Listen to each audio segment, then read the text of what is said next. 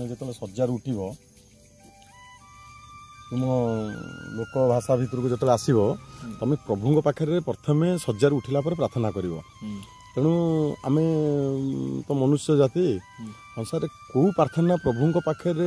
मानव जीवन में कले आमको पुण्य मिल आम जिते बसुचे जहाँ कर केवल भगवत चिंता कर ना तेणु आम ना किए कौन भाव न भाव आम किसी जाए ना आम तो संसार विषय चिंता करचे ना यहाँ सब बड़ पुण्य ना ना बस मो कहता ईश्वर को ठीक मार्ग रे डाकी पारुना बोली आज दिन रे हमें शांति पाई पारुना जे जो कर्म करू जे जो धंदा करू जे जहाँ करू सबू माने विफल जिते जे टंका इनकम करू सी अशांति रे जे न करि पारुची टंका इनकम सी भी अशांति रे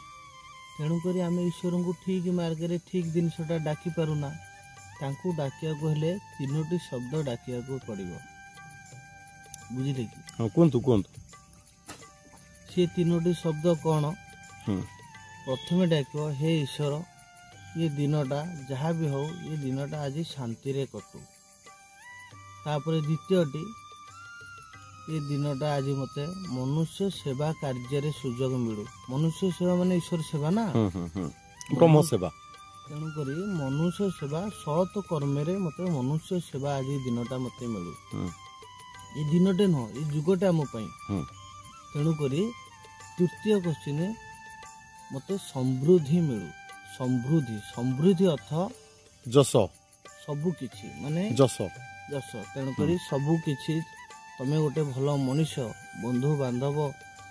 साई भाई कुटुंब तमें निजे गोटे सुस्थ सबल समृद्ध अर्थ गोटे तमें निजे भी गोटे सुस्थ सबल मनीष तमें जहाँ किसी भी चाहूथो मिल जाऊथो कहीं समृद्धि समृद्धि अर्थ सबुकि जमती आम क्षीर जमती घीटा बाहर फेंटा फेंटी है लहुणी है ताको रंधन पर घी बाहर सेमती समृद्ध अर्थ किसी सबुकि पुण्य मिलू आज्ञा भगवान पाखे यहाँ सका उठिला आम प्रार्थना प्रभु को आग करवा निहाती आवश्यक मनुष्य जाति वर्तमान सभ्यता तुम कौन डाकिल से तुम भविष्य तुम पिला ही कि तुम ही भल बाट देखो दिग्दर्शन देखो ठीक है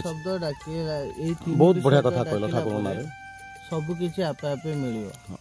तापर आउ कोन किछि अछि कि पुनी प्रार्थना आउ किछि अछि गोटे अछि उदाहरण अछि तीनटा सांग थिले छोट छोट पिला सांग गोटे गुरु तांको शिखै थिले जे बाबू तमे जीवन सारा प्रार्थना करिवो केबे असुविधा पड़िबो नाही प्रार्थना द्वारा सब किछि सत ज्ञान सत मार्ग सत सबु पाइबो तेणु करे ना हो आज्ञा कौन प्रार्थना कहते गुरु यही तीनोटी शब्द तांको कहिथिले जे मागिबो जीवन रे शांति टिके शांति मिलू जहाँ भी करे शांति मिलू तापर मनुष्य सेवा करिया सुजोग मिलू तापर समृद्धि मिलू तीनोटी छोट बड़र सांग तेणु कर छोट पिला जेहेतु सबु कथा मन रखि पारिले नाही गोटे गोटे कथा गोटे गोटे सांग मन रखिले प्रथम सांग एथर तो शुणिले तो जगन्नाथ महिमा विषय गांडू बाबा ठारू किसी भी भगवत वाणी विषय पुणी आम द्वितीय अध्याय को जीवा कौन शुणिले भगवान ठारू गुरु ठारू आदेश आ गुरुंकर दीक्षा किपरि से माने पालन कले यही प्रार्थनार सत्यता कौन ताकू जानापी उदाहरण स्वरूप जानापी गांडू बाबा आमको किसी दौरान भगवत प्रेम विषय दौरान भगवत प्रेम विषय किसी आमको आह्वान करुँच तेणुक वर्तमान भी समय अच्छी तेणुक आम अपेक्षा करूँ द्वितीय भाग को आम गति करने जय जगन्नाथ जय जगन्नाथ जय जगन्नाथ।